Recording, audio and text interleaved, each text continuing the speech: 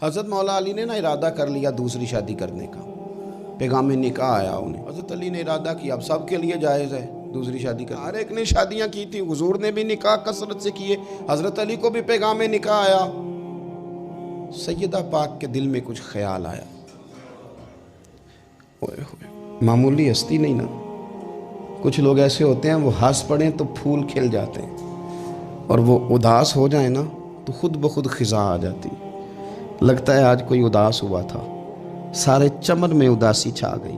حضرت فاطمہ اداس ہوئی، پریشان ہوئی، حضور کو پیغام گیا، نبی پاک ممبر پہ بیٹھے فرمایا سنو لوگو، فاطمہ میرے جگر کا ٹکڑا ہے، قربان جائیں۔ یہ بھی انداز ہوتا ہے، فرمایا یہ میرے جگر کا ٹکڑا ہے، جس نے اسے ناراض کیا اس نے مجھے ناراض کیا، جس نے اسے راضی کیا اس نے مجھے راضی کیا۔ پاک رسول کی پاک بیٹی، عزت والے نبی کی عزت والی، شانوں والے رسول کی شانوں، وہ جس نے معزز کیا گھرانے کو، اور حسین پال کے جس نے دیا زمانے کو۔